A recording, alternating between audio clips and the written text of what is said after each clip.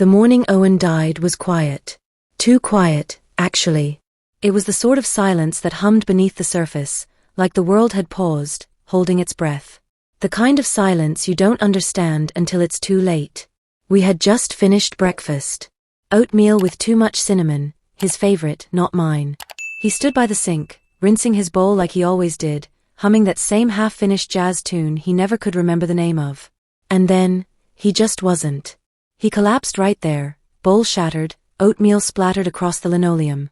His lips parted like he was about to say something, and then nothing. The paramedics said it was instant. No pain. No warning. I was 41 years old and already a widow. And somehow, everyone expected me to keep breathing. The funeral was what you'd expect. Lots of dark suits, uncomfortable hugs, casseroles I didn't want. People kept saying the same things over and over. He was such a kind man. He adored you, Rachel. Always so generous. And the worst one, at least he didn't suffer. They didn't understand. The real suffering doesn't happen in the dying. It happens in the after. In the questions. In the silence. In the things left behind. That damn silence sat with me every night in our living room, louder than any scream. And the loudest silence of all? Came from the garage. That rusted old structure tucked behind our house, just past the garden, nearly hidden by the hedge we both hated trimming. I always thought it was just a place to stash tools and forgotten junk. A man's cave for someone who didn't drink or play poker but liked to tinker. But it wasn't just what was inside that disturbed me, it was the fact that Owen never let me go in. Not once in our 12 years of marriage. He never raised his voice or acted suspicious. He simply deflected, always with a smile. It's a mess in there, he'd laugh. You'll lose your mind if you see the chaos. Or watch out for that old ladder, I swear it's out to kill someone. And I, trusting idiot that I was, just nodded. Trust is strange. It makes you ignore the obvious. I only started thinking about the garage after the house appraiser came by. I needed to downsize. Bills were growing teeth. Insurance covered the funeral, but not much else. Owen and I didn't have children, and I had left my part-time bookkeeping job a year ago when his health started becoming unpredictable, though clearly, not predictable enough. We should include the garage in the property listing, the appraiser said casually, flipping through his clipboard. A freestanding structure adds resale value. Mind if I take a peek? That was the first time I felt something like a pulse behind the garage door. It didn't make sense, but it was there, like a warning hum under the skin. No, I heard myself say. I mean, yes. You can see it. Just. I'll unlock it first. He nodded, making a note, probably assuming I was just a grieving woman clinging to sentiment. But this wasn't nostalgia. It was dread. That night, I went to Owen's study. He was a meticulous man. Everything labeled. Neat, orderly. The opposite of me.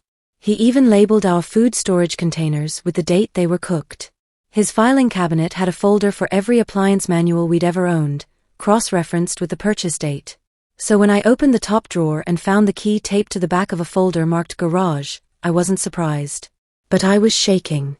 That key felt heavy. Not physically. Just wrong. Like I wasn't supposed to touch it. Like it was meant to die with him. The next morning, I stood in front of the garage, staring at the lock. The wood panels were faded, streaked with moss. Ivy clung to one corner like it, too, was guarding secrets. I slid the key in. It clicked. That single sound, so soft, so ordinary, felt like thunder. I opened the door slowly, expecting dust, disarray, maybe some rusted garden tools. Instead, I found order. Cleanliness. Precision. The floor was spotless. Not just swept. Mopped. Gleaming, like it had been waxed. Shelves lined with neatly stacked boxes labeled in Owen's careful handwriting. Tools hanging on the wall, alphabetized by type and size. Every corner was curated, not cluttered. Something was wrong. Owen never mentioned cleaning this space. Never once asked me to buy more mop heads or floor cleaner. In fact, I'd never seen him carry so much as a rag into this place. And yet, it looked like it belonged to a showroom. I took a few cautious steps in. The air smelled faintly of antiseptic. Not dust. Not oil. And in the far right corner, tucked behind a hanging tarp, I saw something that didn't belong. A wall. A new wall. Slightly off color compared to the others. The wood was lighter, not aged.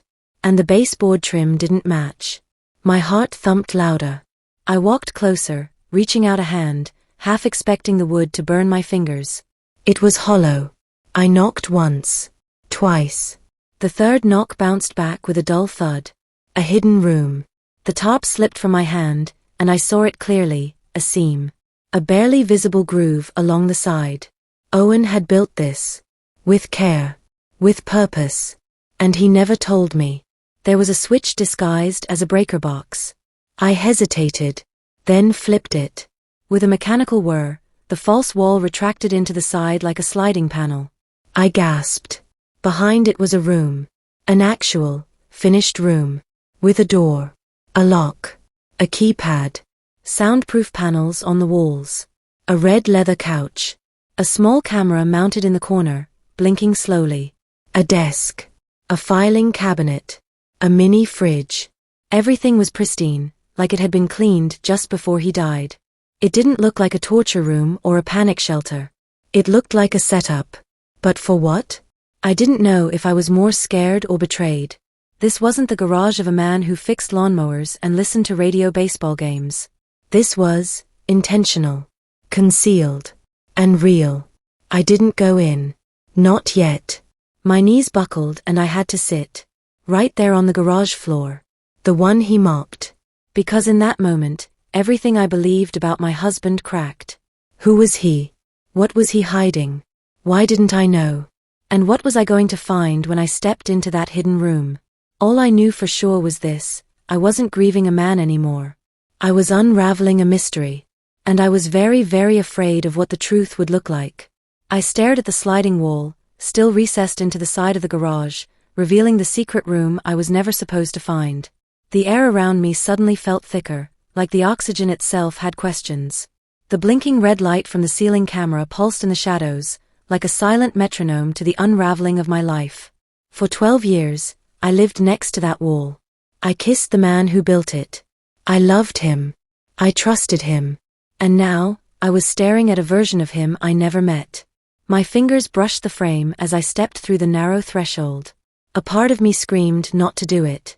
As if crossing into that space meant crossing out of the marriage I thought I had. But curiosity is a strange thing. It's not gentle. It drags you forward even when your gut pleads for you to stop. The room was about the size of a small studio apartment. Cold, silent, and disturbingly sterile. Soundproof panels lined all 4 walls. Professional grade. There was a small sealed air vent on the ceiling and no windows. A leather couch sat near the back, slightly worn at the edges but clean. Too clean. The kind of clean you don't expect in a garage. On the left, a mini fridge buzzed quietly. I opened it. Water bottles. Exactly 6. All lined perfectly. Nothing else. To the right of the fridge stood a tall gray filing cabinet. Locked. Next to it, a desk.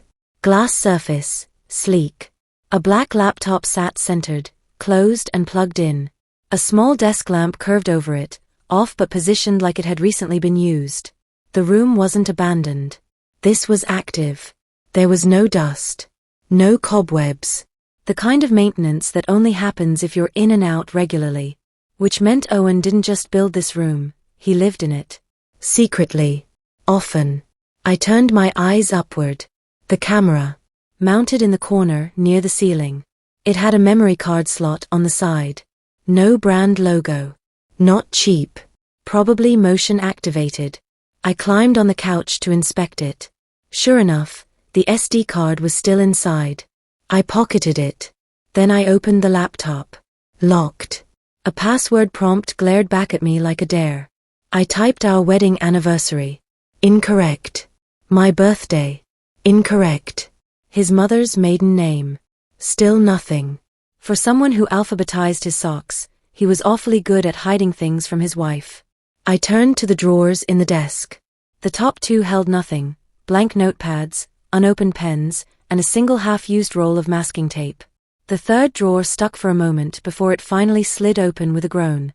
Inside was a single photo. It was a Polaroid. A woman. Blonde, late 20s. Freckles.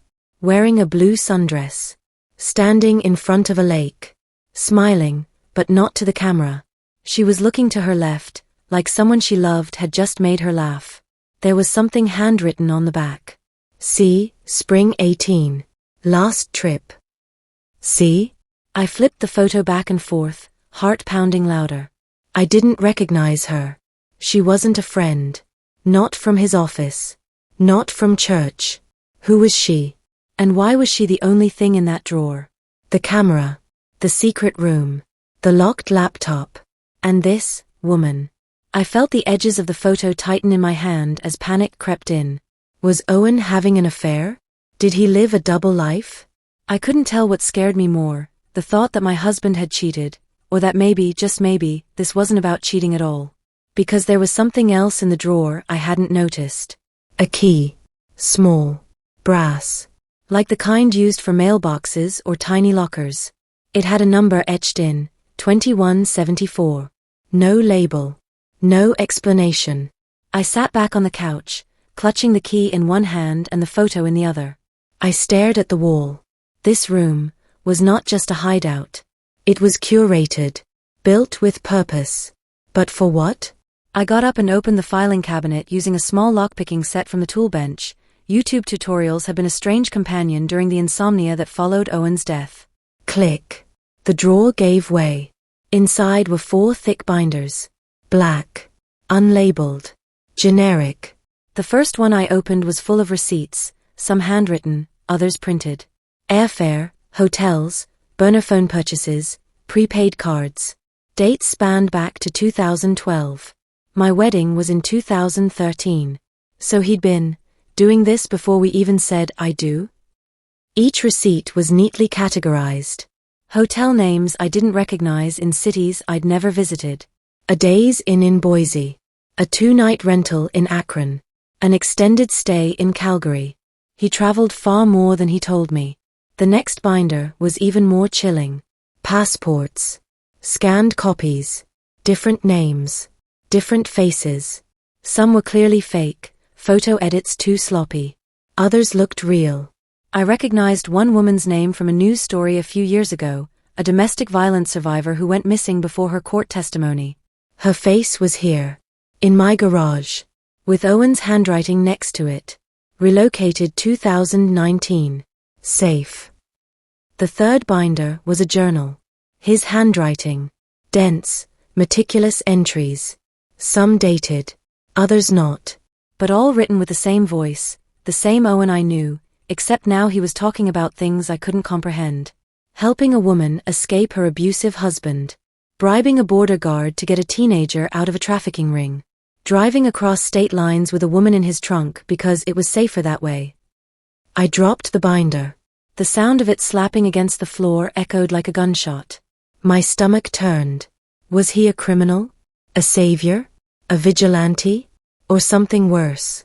I leaned back against the desk, shaking. He lied to me. Every day. Every night he kissed me goodnight after slipping into bed past midnight. Every week he said he was just heading to the hardware store. Every time he said he was volunteering at the shelter, he was instead, what? Rescuing women? Smuggling people? Running from something? He lived a whole other life. And I was a footnote in it. I stood, ready to leave the room, when I saw something glinting under the couch. A USB stick. I bent down and picked it up. No label. No markings. I didn't have the heart to plug it into Owen's laptop again. Instead, I slipped it into my pocket and walked out of the hidden room. The door slid shut behind me. I didn't lock it. I left the garage, stepped into the morning light, and felt like a ghost. I made tea without realizing it.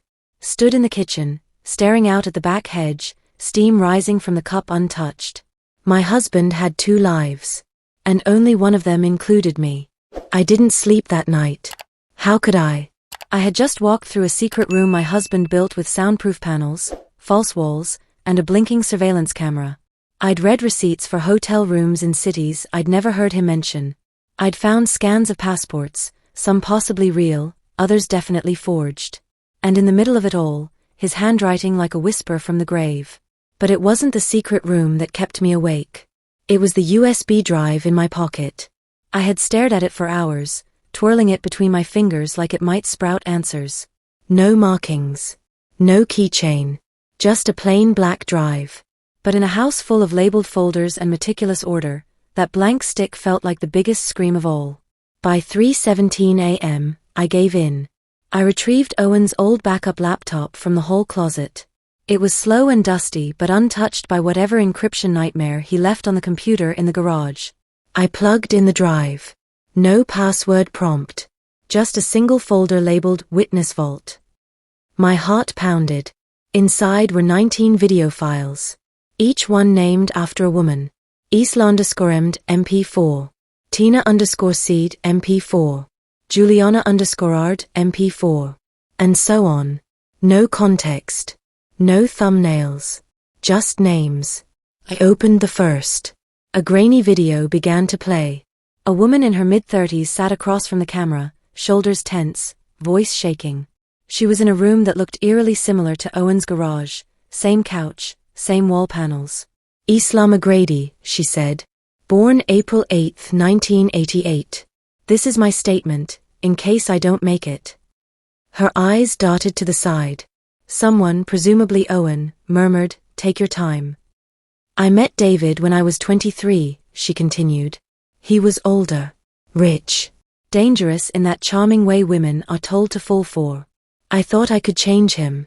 I couldn't. What followed was a 16-minute testimony, raw, unfiltered, brutal. Details of psychological abuse, physical violence, and eventually, her plan to escape.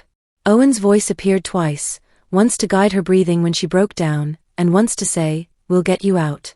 Just finish your statement." I sat back in my chair, numb. The next video was different. A woman named Tina Cardenas, 29, spoke in Spanish with English subtitles. Owen must have added them. She described how she was trafficked across 2 borders before landing in a suburban home where she was forced to cook, clean, and endure unspeakable things for a family of 4 who threatened to deport her if she ever tried to leave. "I have no papers. No family. But I have my name," she said, eyes red but defiant. That video was 22 minutes long. I watched 6 of them. Each was a gut punch. Each was real. Some of the women cried. Others didn't blink once. A few wore sunglasses, others fidgeted nervously. And all of them, spoke directly to my husband as though he was the only person in the world who believed them. By sunrise, I had no tears left. Owen wasn't cheating. He was running something. Helping women. Documenting their stories. Possibly relocating them. And doing it all behind a false wall in a suburban garage. But why hide it? Why keep me out? Why lie? And then another thought surfaced, horrible and sharp. If Owen had enemies, if the people these women were running from were dangerous, what happens when they find out I have this USB? I backed up the files onto an encrypted cloud server immediately. Twice. Then stored the USB in a hollowed-out book inside our safe. A weird trick Owen once showed me when we first moved in. Then I opened his wedding watch box, the one he never let me touch, and sure enough, inside the velvet lining was a slip of paper folded tightly. An address. Just an address. 118 Bowers Lane, Bellwood. I didn't recognize it. But my instincts, no, something deeper, told me it was important. I searched it online. It was a small UPS mailbox shop. The kind that rents out tiny P.O. boxes under nondescript unit numbers. Box number 2174. That number matched the tiny brass key I found in Owen's drawer. For a moment, I debated everything. Do I go? Do I want to know more? Is it safer to stop? But that's the thing about truth, it has gravity. You can only resist it for so long before it pulls you under. The next day, I drove to Bellwood. It was a 40-minute trip down winding roads that blurred into sleepy neighborhoods and bland industrial strips. The UPS store was tucked between a vape shop and a discount dental clinic. It had one glass door, faded signage, and a bell that jingled when I stepped inside. The woman behind the counter didn't look up from her phone. Pick up or drop off? I have a key for box 2174, I said, holding it up. She blinked, then looked at her screen. You're not on the list. I'm his widow. Silence. She stared at me for a long beat, then finally sighed and stepped into the back. When she returned, she handed me a small padded envelope. No return address. Just the box number. I thanked her and left without opening it. It sat on the passenger seat like a bomb. I drove back home in silence.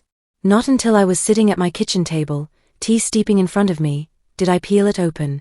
Inside was a manila folder, a memory card, and another handwritten note. Rachel, if you're reading this, something's gone wrong. This card has names, addresses, testimonies. It also has a trail. The kind that leads to very dangerous men. If you're in danger, contact Isla. She knows what to do. Don't go to the police yet. Some are compromised. If you want to walk away, destroy this envelope. But if you want to finish what I started. I love you. I'm sorry. Owen. I sat frozen. Not just because of what he wrote, but because of what he included. A printed photo of me, smiling at a cafe, taken just weeks ago. From across the street. Someone had been watching me. Recently. I flipped to the next page. A man's face. Black and white. No name. Just the label. Confirmed, threat to R. Whitmore. That was me. That was my name. I dropped the folder. My ears rang. My dead husband hadn't just been helping women. He had been protecting me too. And maybe, just maybe, I was already a target. I didn't leave the house for 48 hours. Not out of grief. Not out of confusion. Out of fear. After discovering the manila envelope with Owen's note, the one that included names, a photo of me taken without my knowledge, and a warning about a confirmed threat, something in me shifted. Grief mutated into paranoia. I began locking every window. Checking the peephole before I even dared to walk past the front door. I unplugged every smart device. I started sleeping on the couch, lights on. Because if Owen had enemies, and they were watching me now, then every second I wasted not understanding what I was sitting on could cost me everything. That's when I remembered the name from the first video, Isla McGrady. Her video testimony was still the most vivid in my mind. It was the first one I watched, the first glimpse into Owen's second life. She was brave. She had spoken of escaping a man named David, her ex-fiancé, a powerful hedge fund executive with an army of lawyers and a trail of abuse accusations that were always mysteriously withdrawn. Owen had helped her disappear. And in the note from the envelope, he said, if you're in danger, contact Isla. She knows what to do. I didn't know how to contact someone who was, by all accounts, supposed to be missing. But my husband knew how. So I retraced his methods, starting with a local secure email server he used for work.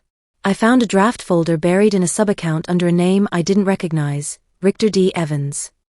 A dummy name. Classic Owen. He always said, never send when you can save. And sure enough, there was a draft message with the subject line, time for tea. Inside, nothing but a single line. I need to talk. It's about Owen. It was addressed to an encrypted Proton Mail account. I copied it. Typed it fresh from my own burner email. Sent. And waited. Hours passed. Then, a reply. Where? My breath caught in my throat. I sent a public location, the Botanical Gardens. Wide open. Cameras. Lots of people. No risk of isolation. She agreed. It was a cold Wednesday morning when I met her. I wore a grey scarf and carried a bright yellow novel as planned. She wore no makeup, a plain denim jacket, and dark sunglasses. We sat on opposite ends of a bench surrounded by autumn roses. Neither of us spoke first. When she finally turned to me, her voice was careful but kind. You're Rachel, she said. I nodded. You're Isla. I didn't expect to hear from anyone using his name. I didn't expect my husband to have a second name.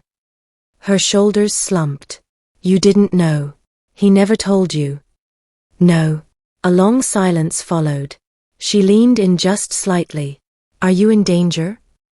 I don't know. Maybe. Someone took photos of me. Someone Owen warned me about in a letter. Her lips pressed tight. Then it's already started. What started? Isla looked around, scanning the area, then whispered. There's a man named Charles F. Lawson. He runs shell companies. Investment fraud. But it's a front for trafficking. Women mostly, some kids. I think Owen stumbled onto them by accident. Years ago. One of the women he helped escape used to clean for a property owned by Lawson. She had evidence. What kind of evidence? Photos. Audio. Proof of meetings. Cash movements. She hid it in a safety deposit box. Lawson found out. He had her disappeared. That's when Owen stopped just helping women escape. He started documenting everything. And backing it all up. My stomach churned. I remembered the binders. The USB. The blinking camera in the garage. Why didn't he tell me? I asked. Isla gave me a look I'll never forget, equal parts pity and admiration. Because he loved you. And he knew if you knew, they'd use you to get to him. He said you were the one thing they couldn't touch. I blinked hard, trying to fight the tears that came anyway. Isla gently placed a flash drive in my palm. This was his final dump. Right before he died. He emailed it to me in pieces through a secure server. Told me to give it to you only if I believed you could finish it. Finish it. Expose them. Publish everything. Safely. I'm not a journalist. You don't have to be. You just have to be done being afraid. That broke me. I nodded, swallowing the fear. When I got home, I locked every door and opened the files. The flash drive was labeled Vault Omega. Inside, spreadsheets, voice memos, location data. Dozens of folders. One labeled Lawsuit. It had files of women who had filed civil suits, only to withdraw them days later. Gag orders. Bank transactions. Wire transfers to Cayman accounts. And photos. Photos of Charles Lawson sitting across from politicians. Laughing with police commissioners. Toasting champagne with smiling women, many of whom later appeared in the missing database online. One file stood out. Client list, final. I opened it. Names. Dates. Amounts paid. And initials for requests. I vomited into my sink. This wasn't just trafficking. It was systemic. And my husband had been the thorn in their side. I was his widow. And now, I was next. That night, I heard footsteps outside my home. I didn't check the window. I just stood behind the door with a kitchen knife and a flashlight. The sound of an engine started up down the street. Gone. But I knew what it was. A warning. A reminder. They were watching. And they knew. I knew. The next morning, I went to the police. I brought copies of files, transcripts, photos. The detective listened quietly. He didn't blink. When I was done, he said, "We'll look into it." That was it. Just that. I left, defeated. And 3 hours later, someone broke into my mailbox and left nothing but a crushed yellow daffodil. That was Owen's flower. It meant they knew I had gone to the police. It meant some of the cops were compromised. Just like he said. And that's when I realized something chilling. This wasn't a matter of if they'd come for me. It was a matter of when. I always believed grief was about letting go. Turns out, real grief, the kind that clings to your ribs and steals your breath, isn't about letting go at all. It's about reconstructing reality with the weight of what's been lost. And now, knowing what Owen had kept from me, grief took on a new form, fury laced with fear. The daffodil in my mailbox was the final straw. It meant they were close. It meant they'd touched something I hadn't consented to, my space, my safety, my home. Just like they'd touched the lives of those women my husband tried to protect. I didn't cry. Not that night. I opened every single document, scrubbed every inch of the data Owen and Isla gave me. I printed hard copies and placed them in 3 separate locations, one in a rented safety deposit box, another with a lawyer friend of mine from college, and a third in a manila envelope marked in case of emergency, tucked behind the paneling in our attic. It wasn't paranoia anymore. It was war prep. And somewhere in the quiet hours of dawn, I remembered the envelope I found in Owen's safe. There had been one more thing tucked beneath it, a folded sheet of paper I'd never opened. It looked like nothing, just another slip, probably from a bank. But Owen's handwriting curved along the corner in familiar ink. I opened it. It wasn't a banknote. It was a letter. Rachel, if you found this, then I'm gone.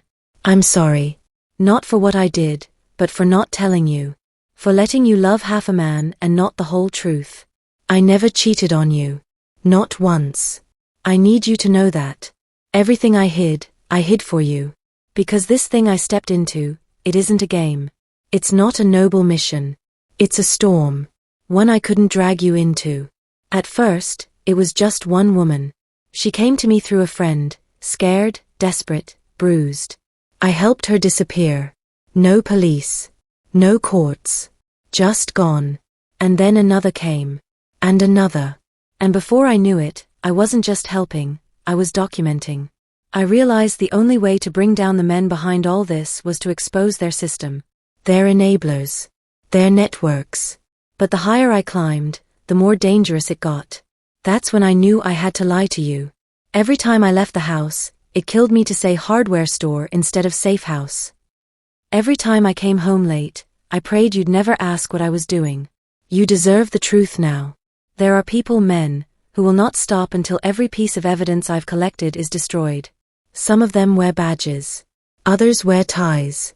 One even sits on a board that's meant to protect survivors. If I'm gone, you're not safe. But you're smarter than you think. And you're stronger than you know. I watched you take care of your father during his Alzheimer's. I watched you rebuild your life after your miscarriage. I watched you choose forgiveness over bitterness more times than I deserved. If anyone can carry this torch, it's you. Burn it down. Love you always. Owen.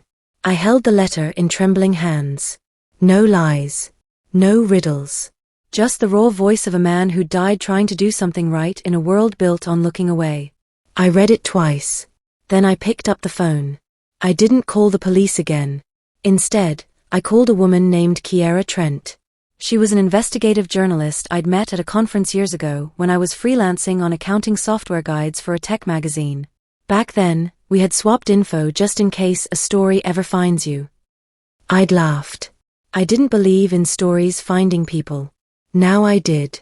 She answered on the third ring. Trent. It's Rachel Whitmore. Silence. Then, I heard about Owen. I'm sorry. I have something. Something big. Bigger than your grief? Yes. Then talk. I didn't tell her everything. Not over the phone. Just enough to get a meeting. We met at a co-working loft in Midtown, surrounded by freelancers and startup interns typing away in overpriced loungewear. The kind of place no one would look twice at a pair of women whispering over iced coffee. I brought the USB. I brought a copy of the client list. I brought my rage. Her eyes widened with each name. She clicked through folders, gasped once, and finally looked at me like she'd discovered fire. You understand if I publish this, it'll destroy lives, she said. Good. And possibly paint a target on your back. I nodded. That's already there. We agreed on a plan. She'd leak it piece by piece. Start small, use anonymous whistleblowing platforms to expose individual figures tied to shell companies. Let the public bite before revealing the trafficking web underneath. I'd stay hidden. Change numbers. Lay low. But then she said something that chilled me. You trust me, Rachel? I have to. Then I have to ask, who else knows you have this? No one.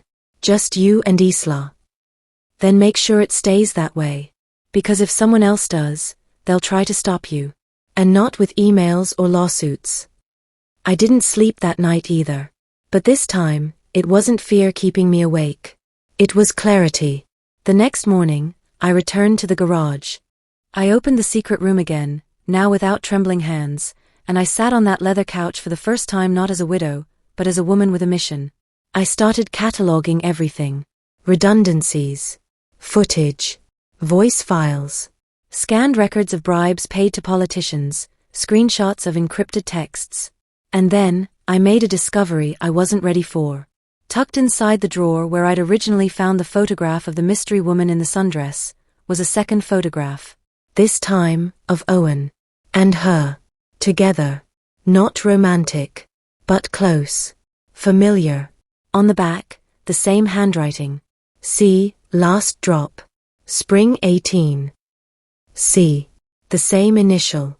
And this time, something clicked. I turned over the photo, examining the trees in the background. A small wooden sign peeked from behind a branch, Coldwater Lake, exit only. Coldwater Lake was 3 hours north. It was where Owen used to say he went camping. Alone. Every spring. And suddenly, I knew I hadn't uncovered everything. Because I recognized the woman in the photo now. Not from real life, but from the missing persons folder Owen had. Her name was Cassidy Merrick. A woman who vanished in 2018. A woman Owen helped, or hurt. And if he lied about that, what else did I still not know? Coldwater Lake. I had never been there, though I'd heard the name 100 times. It was Owen's peace place, as he called it. Every spring, he packed a duffel bag, kissed me goodbye, and drove 3 hours north with a fishing pole and an old thermos of black coffee. He said the water calmed him. That the silence helped him reset. I used to think it was sweet. Now I knew it was a lie. Because the woman in the photo, Cassidy Merrick, was last seen near that same lake. And according to Owen's records, she was supposed to have been relocated. But something in his handwriting about her didn't sit right. There were no follow-up notes. No safe, 2019 like the others. Just, last drop. Spring 18. I had to know what last drop meant. I drove up alone, leaving at dawn, clutching a copy of Owen's journal and the printed photo of him with Cassidy. The road curved through pine forests, quiet and endless. No cell service. No turning back. Coldwater Lake was exactly what he described, tranquil, glassy, almost eerily still. The cabins were sparse, spaced out like they were trying not to disturb the scenery. I stopped at the old bait and gear store where Owen said he used to rent a canoe, and I showed the clerk the photo. He didn't blink. Yeah, I remember them, he said. Them. He nodded. The guy, Owen, and the girl. Came 2 years in a row. Said they were cousins. She always stayed on the bench while he paddled. Quiet type. Do you know where they stayed? He scratched his chin, then pointed to the farthest cabin on the west side. That one. Number 14. No one's rented it since. The hairs on my neck stood up. I walked to the cabin. It was locked. But the old window pane was loose. Inside it looked undisturbed, 2 chairs, a cot, and a wood-burning stove. Dust covered everything, except one drawer. That drawer had been opened recently. Inside was a notebook. Owen's handwriting. But this one was different, raw, unedited. No labels. Just emotion. April 3, 2018. She doesn't want to go. I told her it's the only way. Cassidy says she'd rather risk being found than disappear again. She wants her name. Her life. But I told her, Lawson doesn't let go. I promised to protect her. And now I don't know if I can. April 5, 2018. She ran last night. Just bolted.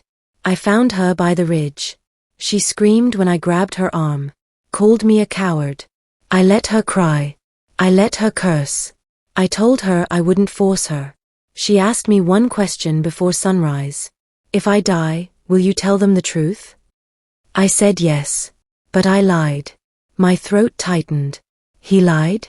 Cassidy wasn't relocated. She was gone. But how? I kept flipping through the notebook. The final page read. April 7, 2018. Coldwater took her. She walked into the water. Never came back. I searched for hours. All I found was her bracelet. I buried it by the tree. I told the network she made it out. They didn't ask questions. I closed the notebook, hands trembling. Owen had failed her.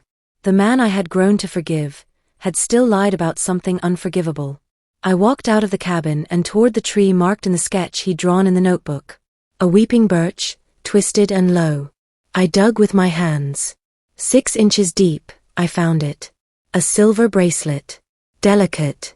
Engraved with a single letter, C. It was true. Cassidy never made it. And he chose not to tell me. Not to tell anyone. Because maybe, even after all the good he did, he didn't want to be remembered as the man who lost her. That night, I sat at the edge of Coldwater Lake, the bracelet in my palm, and I cried. Not just for Cassidy, but for Owen. For the man who tried to fight a monster and got swallowed by it.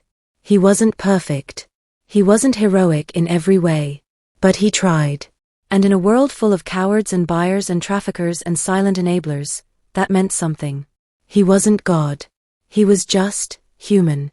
I finally understood why he kept that part from me. Because Cassidy wasn't a secret. She was his greatest regret. When I returned home 2 days later, the front door was ajar. My heart stopped. I stepped inside slowly. Every light was off. Nothing looked touched, until I saw the envelope on the coffee table. No name. Just one word, typed on a plain white label. Stop. Inside was a phone. It rang 10 seconds after I picked it up. I didn't say anything. A man's voice answered the silence. I hope the lake was peaceful. I didn't reply. He chuckled. You've been busy, Rachel. But there's still time to walk away. Burn the files. Disappear. We'll even cover your mortgage. I said nothing. Your husband was warned too. And look where it got him. I hung up. I smashed the phone. And I sent the last batch of Owen's files to Kiera. Within 48 hours, the first article dropped. The Ledger of Lies, Underground Network uncovers names of corporate figures in international exploitation ring. The internet erupted. 2 names from the client list were suspended from office. 1 resigned. A 3rd was found dead. Suicide. That same week, Kiera's car was broken into. Her laptop was stolen. But the story was already out. The backups were everywhere. We had won the first round. And the world couldn't unsee it now. A month later, I held a small ceremony by Coldwater Lake. Just me, and a wooden plaque nailed to the birch tree. Cassidy Merrick. 1991 to 2018. You were never forgotten. And below it, carved with Owen's pocket knife. The truth is never too heavy for the light. So here I am now. Not a widow. Not a victim. Just a woman who opened a door no one wanted opened. And walked through it. For Owen. For Cassidy. For the women who never got to tell their stories. And for the ones who still might. Because silence protects no one. And secrets, even the ones buried under floorboards or hidden behind garage walls, always find their way out. Eventually.